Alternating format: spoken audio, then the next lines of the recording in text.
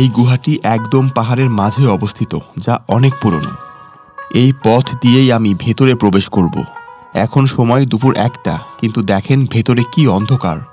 আমি ছাড়া এই গুহাতে আর কেউ নেই। অনেকটা ভয়ে ভয়ে ভেতরের দিকে এগিয়ে যাচ্ছি। আসসালামু আলাইকুম ভিউয়ার্স, সবাইকে স্বাগতম আজকের ব্লগে। আজ আমি চলে এসেছি কক্সবাজারের এক অসাধারণ জায়গা দরিয়ানগর ইকো পার্কে। পাহাড়, সাগর আর সবুজের মেলবন্ধন নিয়ে সাজানো এই জায়গাটি সত্যি মনোমুগ্ধকর। চলুন ঘুরে দেখি দরিয়ানগর ইকো পার্কের অদ্ভুত সুন্দর প্রাকৃতিক পরিবেশ।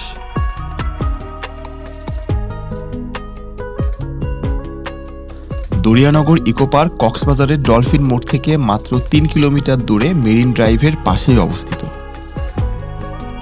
আমরা যারা কক্সবাজার ঘুরতে আসি তারা basically Laboni point, Kolatoli beach, Himchari, Inani এবং পাটোয়ারটেকের মতো জায়গাগুলো ঘুরে থাকি। এই জায়গাগুলো ছাড়াও কক্সবাজারের কাছাকাছি চমৎকার এই জায়গাটি সত্যি আপনাকে মুগ্ধ করবে। দরিয়ানগর ইকো পার্কে ঢোকার গেটটা বেশ সুন্দর। ভেতরে ঢুকে পাহাড়ে ওঠার জন্য সিঁড়ি দেখতে পেলাম। এই সিঁড়ি দিয়ে আমি পাহাড়ের উপরে উঠব। এখানে প্রাকৃতিক পরিবেশ এবং নিরিবিলি সময় কাটানোর জন্য প্রচুর পর্যটক আসেন। কক্সবাজারে এলে আমরা কিছু জনপ্রিয় জায়গাতেই ঘুরে থাকি, কিন্তু এই জায়গাগুলো ছাড়াও কক্সবাজারে রয়েছে রোমাঞ্চকর কিছু জায়গা, যেগুলোতে সচরাচর তেমন যাওয়া হয় না এবং এই জায়গাগুলো সম্পর্কে মানুষের তেমন ধারণাও নেই। পর্যায়ক্রমে আমি সেই সব জায়গাগুলো আপনাদের সামনে নিয়ে আসব। সেই ভিডিওগুলো পেতে আমার চ্যানেলটি অবশ্যই সাবস্ক্রাইব করে রাখবেন। এই পার্কে ঢুকতে জনপ্রতি 30 টাকা করে টিকিট কাটতে হবে। চাইলে আপনি সঙ্গে একজন গাইডও নিতে পারবেন। গাইড আপনাকে পুরো পার্কের তথ্যসহ ঘুরে দেখাবে। যারা ফটোগ্রাফি করতে পছন্দ করেন তাদের জন্য এই জায়গাটি বেশ ভালো। অনেকে বিয়ের ফটোশ্যুট করতেও চলে আসেন এখানে।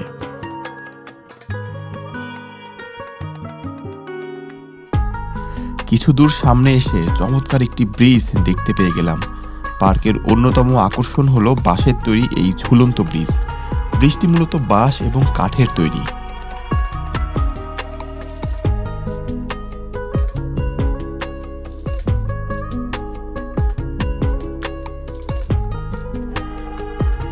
সত্যি বলতে ব্রিজের ওপর দিয়ে যখন পার হচ্ছিলাম, ব্রিজটি দুই দিকে দুলছিল এবং এমন মর্মর শব্দ হচ্ছিল, মনে হচ্ছিল কখন যেন ভেঙে পড়বে। কিছুটা ভয়ে ভয়ে এবং সাবধানে ব্রিজ পার হলাম।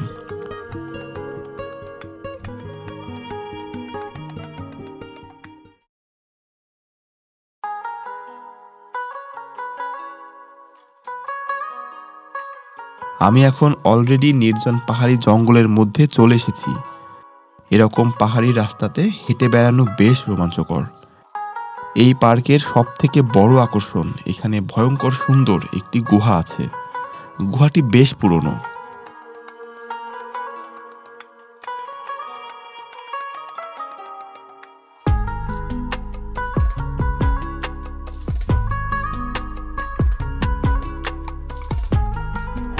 আমি গুহাটির একদম কাছাকাছি চলে এসেছি।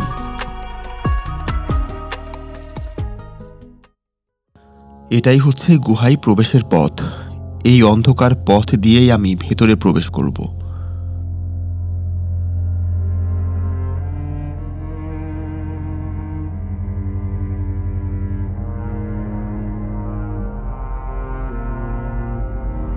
এখন সময় দুপুর 1টা, কিন্তু দেখেন ভেতরে কি অন্ধকার। আমি ছাড়া এখানে আর কেউ নেই। অনেকটা ভয়ে ভয়ে ভেতরের দিকে এগিয়ে যাচ্ছি। মনে হচ্ছে কোনো মুভির অ্যাডভেঞ্চার দৃশ্যে অথবা কোনো হরর মুভির দৃশ্যে চলে এসেছি। শুনেছি এই গুহার শেষ প্রান্তে একটি ঝর্ণা আছে। এরকম জায়গায় জীবনে প্রথমবার প্রবেশ করছি। সাপ এবং বন্য প্রাণীর ভয় তো কিছুটা ছিলই। গুহাটি অনেক পুরনো। একটা পর্যায়ে এত অন্ধকার যে কিছুই দেখা যাচ্ছিল না। শেষ প্রান্তে ঝর্ণা থাকলেও পানি ছিল না। বর্ষাকালে এখানে পানি পাওয়া যায়। আপনারা যারা এখানে আসার প্ল্যান করবেন তারা চেষ্টা করবেন কয়েকজন মিলে আসার। আমার মতো একা এখানে না আসাই ভালো। আপনি যদি অ্যাডভেঞ্চার পছন্দ করেন তাহলে এই জায়গাটি আপনার অবশ্যই ভালো লাগবে। ঘুরতে আসার জন্য এই ধরনের অ্যাডভেঞ্চার টাইপের জায়গা কক্সবাজারে আর দ্বিতীয়টি পাবেন না।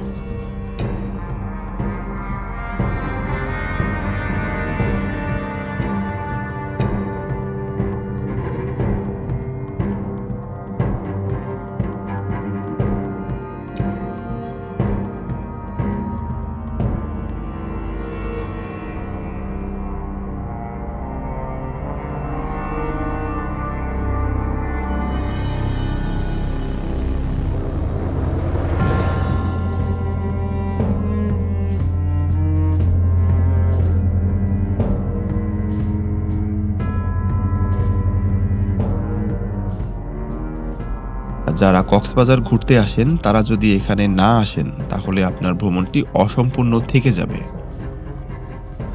রোমাঞ্চকর এই গুহার ভিডিওটি যদি আপনাদের ভালো লাগে তাহলে অবশ্যই লাইক বাটন প্রেস করবেন। আর যারা চ্যানেলটি সাবস্ক্রাইব করেননি তারা চ্যানেলটি সাবস্ক্রাইব করে পাশেই থাকবেন। সবাইকে ধন্যবাদ। আল্লাহ হাফেজ।